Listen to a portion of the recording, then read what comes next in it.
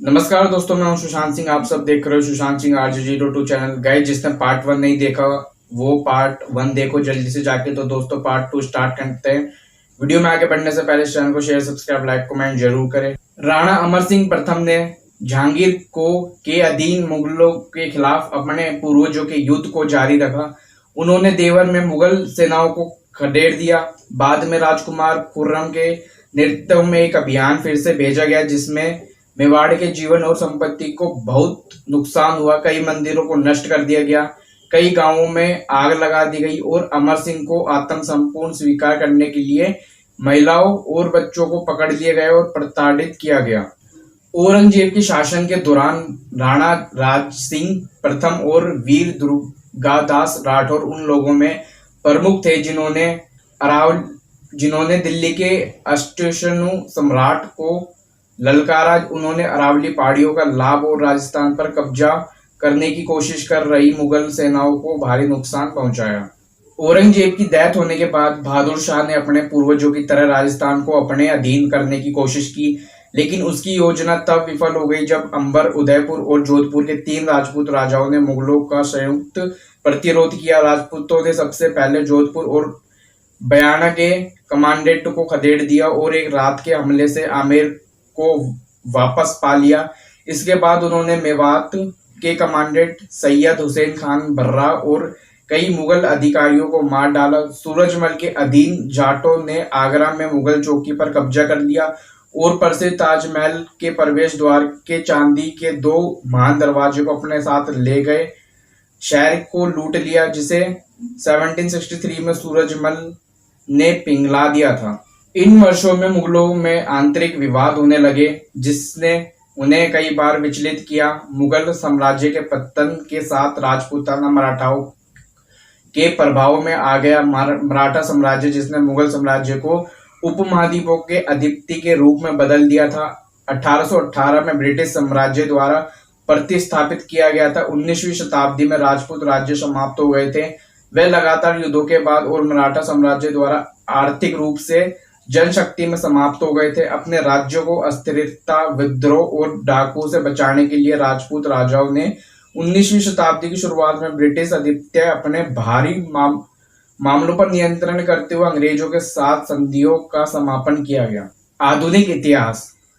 आधुनिक राजस्थान में अधिकांश राजपूताना शामिल है, जिसमें तत्कालीन 19 रियासतें, 2 प्रमुख और ब्रिटिश जिला अजमेर मेरवाड़ा भी शामिल है। जैसलमेर, मारवाड़, जोधपुर, बीकानेर, मेवाड़ और चित्तौड़गढ़, अलवर और धुंधाधर, जयपुर कुछ प्रमुख राजपूत रियासतें थी।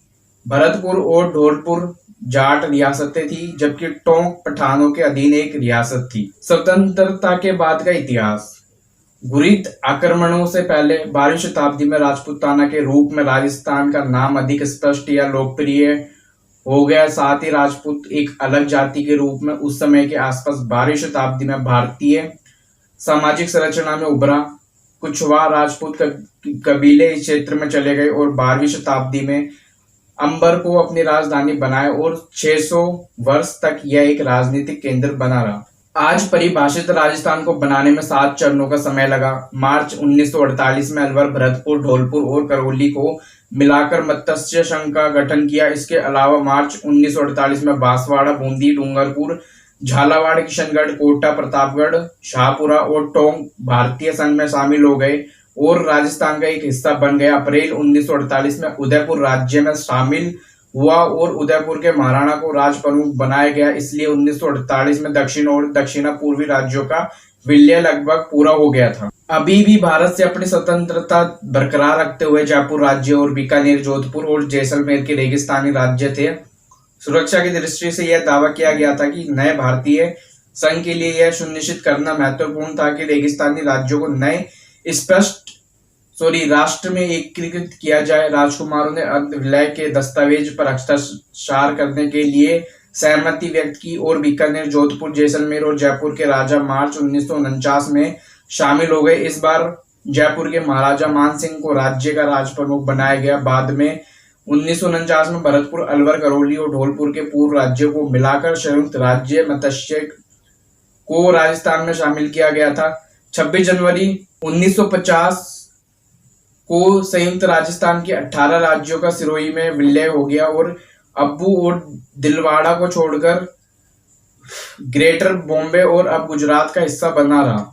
नवंबर 1956 में राज्यों के पुनर्गठन अधिनियम के प्रावधानों के तहत अजमेर में तत्कालीन भाग सी राज्य अब रोड तालुका सिरोही रियासत का पूर्व भाग जो पूर्व बॉम्बे में विलय कर दिया गया था राज्य और सुनेल टप्पा क्षेत्र पूर्व मध्य भारत को राजस्थान में मिला दिया गया और झालावाड़ के सिरोज उप जिले को मध्य प्रदेश में स्थानांतरित कर दिया गया। आज उत्तर प्रदेश और बिहार राज्यों के पुनर्गठन के साथ राजस्थान भारतीय गणराज्य का सबसे बड़ा राज्य बन गया।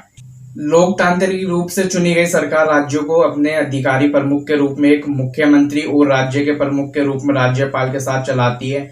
वर्तमान में प्रतापगढ़ के नए जिले सहित राजस्थान में 50 जिले, 244 उपमंडल और 37,000 गांव, 287 तहसील और 222 कस्बे हैं। दोस्तों आज की वीडियो में बस इतना ही। वीडियो अच्छी लगे तो वीडियो को लाइक करो, चैनल को सब्सक्राइब करो। बहुत जल्दी मिलते हैं एक न्यू वीडियो के साथ and thanks for watching this video.